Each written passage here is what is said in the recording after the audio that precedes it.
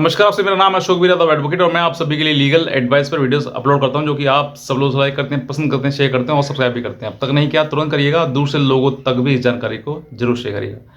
देखिए, पति पत्नी का जो संबंध है वो एक पीढ़ी नहीं, कई मतलब जन्मों तक का है, सात सात जन्मों तक का साथ है।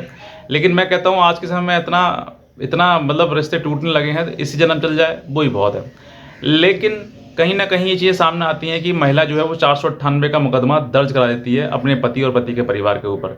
तो आज मैं आपको ये बताऊंगा कि अगर आप 498 का मुकदमा करती हैं तो आपको ही भारी पड़ेगा, ये जीवन आपका खराब हो जाएगा और आपको लड़ना भी बहुत ज़्यादा भारी पड़ जाएगा। कैसे, क्या है इसके पीछे पूरी स्ट्रैटेजी, क्या क्या आपको नुकसान होंगे, वो मैं आपको सब कुछ इस वीडियो के माध्यम से बताऊंगा। अगर आप नए हैं तुरंत सब्सक्राइब करें और दूसरे लोगों तक भी इस जानकारी को जरूर शेयर करें। देखिए, पत्नी के द्वारा 498 का मुकदमा दर्ज कराना बहुत ही आसान है, इतना आसान है जितना कि हलवा खाना। अब इस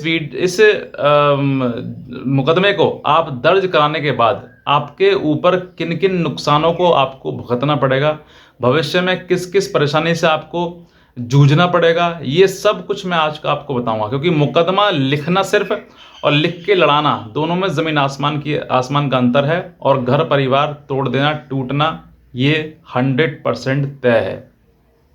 अब बात करते हैं किन किन नुकसानों को आपको झेलना पड़ेगा, सीधे डायरेक्ट।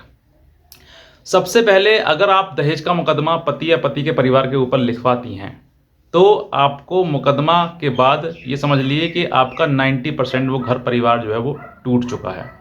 10% बचा है, वो भी आगे आने वाले टाइम में जब आप और झूठ बोलेंगे और मुकदमे में और झूठ के ऊपर झूठ बोले जाएंगे, लगातार लोगों को फंसाते चले जाएंगे, तो आपको जो 10% जो बची थी उम्मीद, वो भी ख़त्म हो जाएगी। ये मेरा अनुभव है, एक्सपीरियंस है। और आप किसी भी, जब आप थाने में या कोर्ट कचहरी में जाती हैं तो आप वहाँ पर उन महिलाओं से पूछ लेना जिन महिलाओं ने 10-10 साल 20-20 साल मुकदमे लड़ाए हैं और आज सिर्फ और सिर्फ अपने मायके में पड़ी हैं, किस कारणवश, कहीं ना कहीं कानून का दुरुपयोग करने के कारण। तो पहला नुकसान तो आपका ये हो गया। दूसरा, जब आप मुकदमा कर देंगे तो आपको रहना कहाँ पड़ेगा, ससुराल में नहीं, मायके में ही रहना पड़ेगा। माता पिता के या भाई के साथ में रहना पड़ेगा। पति का परिवार तो आपने छोड़ दिया, क्योंकि वहाँ पे कहीं ना कहीं आपने उनके ऊपर इतना मुकदमे कर दिया कि अब उनकी भी जो गुंजाइश थी, जो परिवार बसाने का जो समय था, वो भी निकल चुका है। तीसरा, आप मुकदमा कर देंगे, बहुत आसान है, पुलिस आपके पास बैठी है, आपको कानूनी अधिकार है, जाएंगे आप थाने में, फट से मुकदमा, आइए बैठिए, लिखवाइए, सीधा मुकदमा आपका लिख जाएगा। मुकदमा लिखने के बाद परेशान कौन होगा, पीड़ित कौन होगा, पति का परिवार और पति स्वयं। अब यहाँ पर आपको तीसरा नुकसान ये होगा कि आप जिस घर में गए थे शादी करके, अपना रिश्ता बनाने, शादी घर बसाने, वो घर टूट गया। यानी कि उस घर में अब आपके जिन जिन व्यक्तियों के आपने नाम लिखा है वो सब के सब आपके खिलाफ हो गए और सब के सब आपको अब ये सोचेंगे कि ऐसी बहू नहीं चाहिए जो हम पर मुकदमा कर रही है, झूठे में लगा रही है हम पर। तो सब के सब तुम्हारे सामने हाथ जोड़ लेंगे कि भैया नहीं चाहिए हमें। तो यानी कि वो परिवार आपका टूट गया और जिस ससुराल से रिश्ता आपने जोड़ा था वो भी खत्म।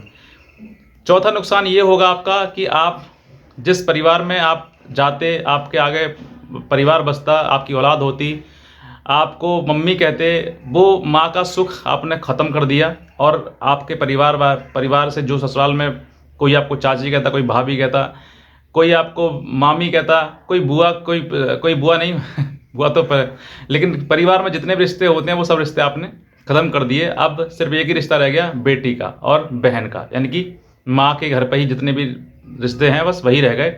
और एक समय ऐसा आएगा कि परिवार वाले भी, आपके जो माँ बाप है ना, वो भी आपको एक समय ऐसा आएगा कि भाई वो भी सोचेंगे कि भाई बेटा तू भी तो अपने घर जा, कैसे भी तो कर कम से कम। क्योंकि जिस पिता ने अपनी बेटी को शादी करके ससुराल में भेजा और उसमें तुम्हें बर्दाश्त नहीं हुआ, तुम लड़ाई झगड़ा करके मुकदमे करके अपने मायके में आकर रहने लगी, तो पिता का और भाई का जो सम्मान का जो सर होता है ना, वो अपने आप नीचे झुक जाता है। क्योंकि पिता जिस उम्मीद से शादी करते हैं वो उम्मीद सब टूट जाती है और वापस आके पिता के दोबारा सीने पे आकर बैठ जाती है और फिर कहती है कि नहीं तो मुझे नहीं जाना है।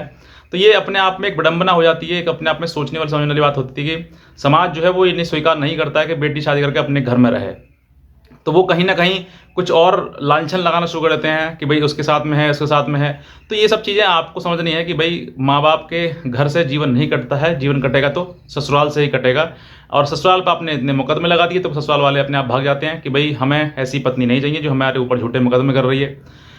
हालांकि क्या कंडीशन है क्या नहीं है, बहुत कम रेयर ऐसा होता है कि महिलाओं के साथ किसी गलत गलत हो, लेकिन ज़्यादातर महिलाएं जो है वो दुरुपयोग कर रही हैं और कहीं ना कहीं बहुत ज़्यादा झूठ बोलकर मुकदमे दर्ज करवा रही हैं। तो मुकदमे दर्ज कराने का उद्देश्य, मुकदमा दर्ज कराने का मतलब ये नहीं है कि किसी को फांसी हो जाएगी, किसी को बहुत ज़्यादा, बस ये है कि परेशानी हो जाएगी और पीड़ा इतनी हो जाएगी भाई परिवार टूट जाएगा। तो पीड़ा देकर आप दुख देकर किसी को सुख प्राप्त करें, ऐसा संभव है ही नहीं। कहीं ना कहीं आप ये समझिए कि मुझे अगर जीवन बिताना है, मैं आपको ये बताता हूँ कि अगर आपकी शादी हो गई है ना, तो आपको मुकदमा करने से बेहतर है कि आप उसी घर में रहें, जैसे चाहे वैसे रहें, रोकर पीट कर हंस कर पिट कर, या जो हो जाए वो। जीवन एक ही बार मिला है आपके लिए, बार बार आपको नहीं मिलेगा, और आप उसी घर में रहें। चाहे कह रहे हैं मुझे मुकदमा नहीं करने, मुझे इस घर में रहना है, आप जहाँ पर भी जाएँ वो वही कर रहे हैं, मुझे मुकदमा नहीं करना, मुकदमा आज ही ख़त्म कर दीजिए, लेकिन मुझे उसी घर में रहना है, अपने ससुराल में। अगर आप ससुराल में रहेंगी तभी आपका जीवन सही है और माता पिता का सम्मान से सर भी उठा रहेगा हमेशा के लिए। लेकिन फिर भी अगर आप वो नहीं चाहती हैं तो फिर आपका घर तो टूटना ही टूटना है, परिवार टूट ही जाएगा। मुकदमे के बाद जो है वो कहीं ना कहीं ऐसी गांठ बन जाती है कि वो रिश्ता बचता ही नहीं है। बहुत रेयर ऐसे लोग होते हैं जिनमें रिश्ता बचता है, वरना टूटने की कगार पर ही आ जाता है और टूट ही जाता है। तो मैं तो ये कहूँगा कि आप रिश्ता ना टूटने से बेहतर है, मुकदमे ना करने से बेहतर है कि आप जो पीड़ा आप अलग रह के सहेंगी, वो पीड़ा उस घर में रह के सही है ना। सहोगे आज तो कल माँ बनोगे या फिर बच्चे होंगे, बच्चे फिर बढ़ जाएगी ज़िंदगी, आगे अपने आप ही आगे कटती रहेगी। जैसा चाहे वैसा पति जो मिल गया, जैसा ही मिल गया, वो टूटा फटा जैसा भी है वो मेरा है और मैं उसी के साथ में जीवन बिताऊंगी। एक अगर आपने रट रख ली तो आपको मैं कहता हूँ ना कोई मुकदमा होगा, ना कोई परिवार टूटेगा आपका, ना आप अपने मायके में रहेंगी, जीवन भर ससुराल में रहेंगी और सुख समृद्धि आपको मिलेगी। और माता पिता और भाई का भी सम्मान से सर उठा रहेगा कि हमारी बहन ने, हमारी बेटी ने सब कुछ सहा लेकिन उसने ससुराल नहीं छोड़ा।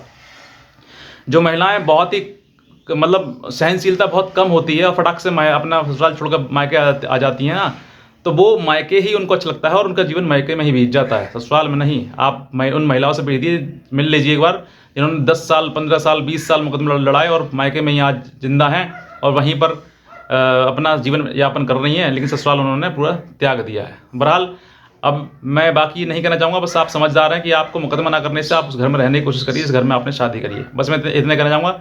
अगर आप नए हैं तुरंत सब्सक्राइब करें, दूसरे लोगों तक भी जानकारी को जरूर शेयर करें। आज का वीडियो देखने में आपसे बहुत धन्यवाद।